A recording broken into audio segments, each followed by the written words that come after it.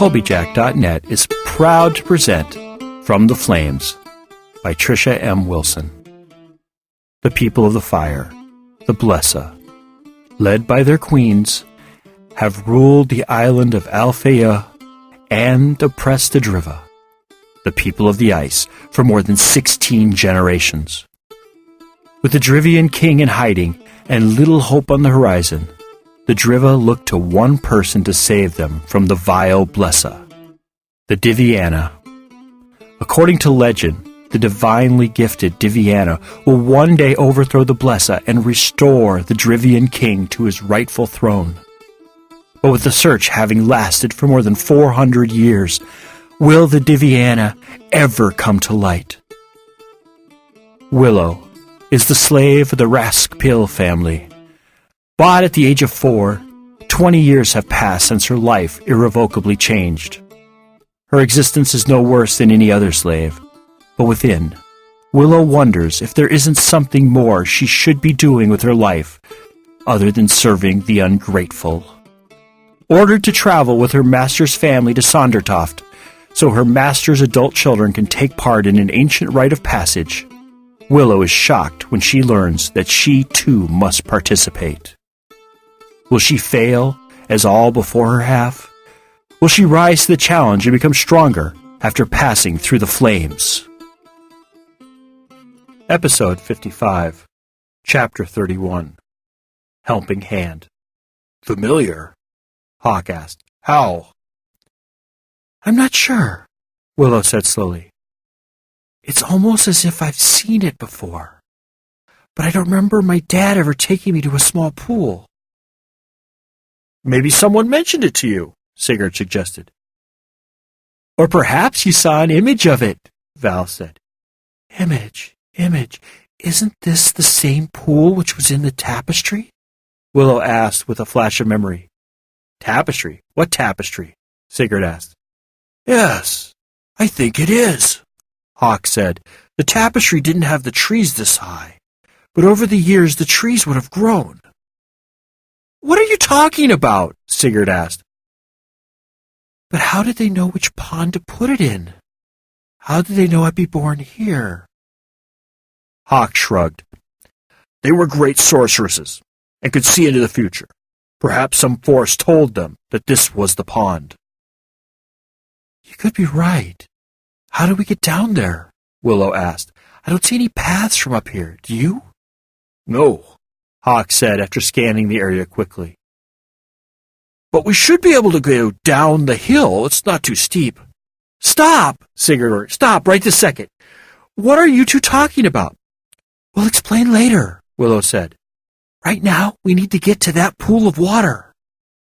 Over here looks to be the best way down, Hawk said, moving to the end of the row of graves. The best way will be to scooch on our butts. It'll be slow, but a lot safer than trying to run or walk down. You and Adelina should go first and make sure it's clear, Willow said. Sig and I will follow you once you give us the all clear. I will not scooch on my butt, Adelina growled. I have more dignity than that. Fine. Get down the hill any way you want. Just don't crack your head open while you do it. Why is this pool so important?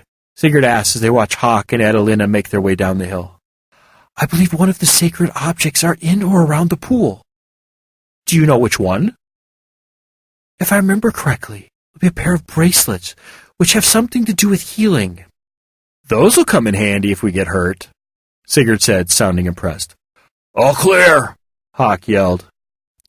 Willow and Sigurd made their way down the hill and into the clearing where the pool was. Where did you say those bracelets were? Sigurd asked. The tapestry didn't show me where they were, and the book didn't mention their location. Then we'll have to spread out and search, Hawk said.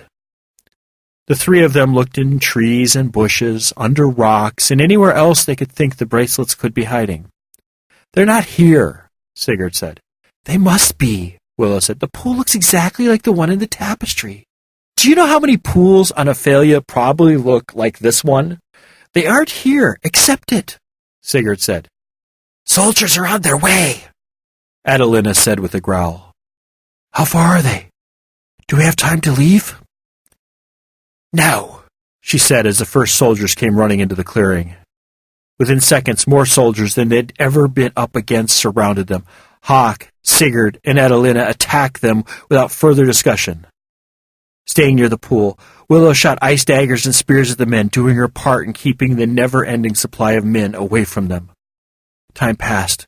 Willow couldn't have told you how much, and the stream of soldiers was slowing. Willow thought they were winning the battle when suddenly Hawk was thrown into the pool. As the seconds turned into a full minute and Hawk didn't come up, Willow began to panic. He should have bobbed to the surface of the water already. There was no reason for him to stay under, unless he couldn't return to the surface.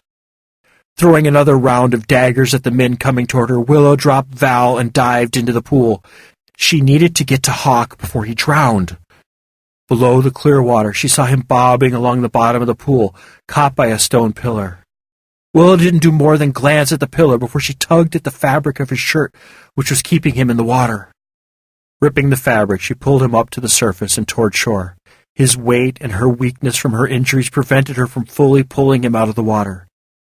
But his head was at least out of the water. Going up his body, she saw he wasn't breathing. Willow heaved him onto his side and started pounding on his back, desperate to get the water out of his lungs.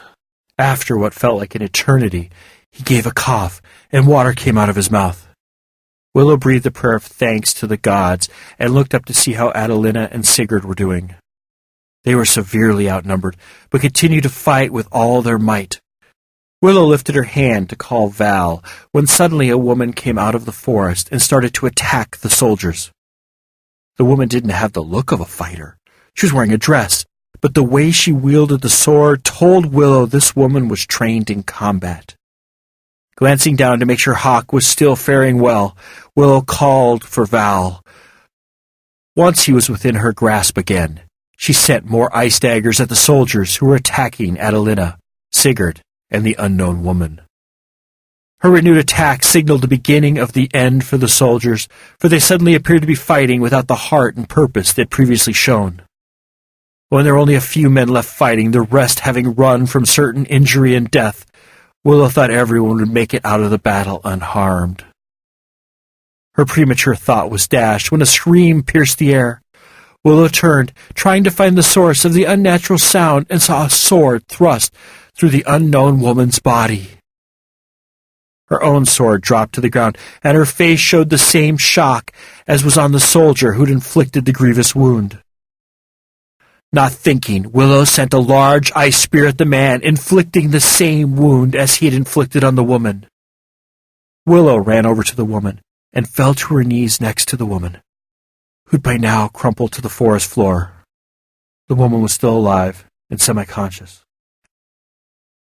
"Val, heal her," Willow said, trying to decide if she should pull the sword out of the woman's body or leave it there. Which would do more damage at the second? "I can't," Val said. "But you helped heal me," she said, feeling more anxious as each second passed. "We have a special bond. I can only help heal you, not anyone else," Val said. "What about—" "She can't do anything either," Val said, finishing her thought. "I can't let her die," Willow said desperately. The woman's eyes opened and her lips moved, but no sound came out. Leaning forward, with her ear nearly on the woman's mouth, Willow heard the injured woman gasp, "Help me!" "I've got to do something," Willow said. "How do I save her?" "The healing bracelets. If you find them, you may be able to save her from death," Val said. "But where?" Willow never finished her question. She knew where they were, or at least she had an idea. Getting back to her feet, Willow went to the pool of water and dived in. This time she swam toward the stone pillar, which Hawk had gotten himself caught on only minutes ago. When she was over the pillar, she dived under the water and started feeling around the pillar's base. She was certain there must be a secret compartment which would open to reveal the bracelets. But even after all of her frantic searching, nothing opened or revealed itself. Bobbing up to the water's surface to get another gulp of air, she set her hands on the top of the pillar to support herself. Her hands rested on not a smooth surface as she assumed. Instead, it dipped down, like a basin. She put her hand in the basin, feeling around for the bracelets. Just as she'd begin to give up hope, she felt something move. The movement surprised her for a second. But she got over her surprise quickly and grabbed at the strangely shaped object, pulling it out of the water. Only taking the time to see that the object was in fact two wrist cuffs hooked together, Willow plunged her free hand in the basin. She wanted to make sure she'd grabbed everything there was to find. When she didn't feel anything else, she swam toward shore and the dying woman who was no longer alone. Sigurd and Adelina had finished fighting the remaining soldiers, removed the sword from her body, and were now next to the woman, trying to comfort her. "Hurry!" Adelina growled as Willow rushed out of the water and came toward the group. "Her life energy is fading very fast. She'll die in a minute or two if you don't do something." "I found the wrist cuffs, but what do I do with them?" Willow asked, holding up the still connected cuffs. "What did you see in the tapestry?" Sigurd asked, his hands trying to stop the blood which was seeping out of her body. "Yes," Val said, "the tapestries are meant to guide you on the use of these items. If you emulate them, you should be able to heal the woman." Willow knelt on the opposite side of the woman from Sigurd and separated the wrist cuffs. She put one on each wrist. "Move back," Willow said to Sigurd, waiting to continue until he was no longer touching the woman. The woman suddenly grabbed Willow's leg. Her mouth moved in a silent plea for help. "I'll do my best," Willow promised. She squeezed the woman's hand before she placed the hand back onto the injured woman's stomach, near the wound. Holding out her arms, as the woman in the tapestry had, Willow looked expectantly at the cuffs, but nothing happened. After seconds of nothing, Willow put her arms down. "I don't know why this isn't working. I did exactly what the woman in the tapestry did."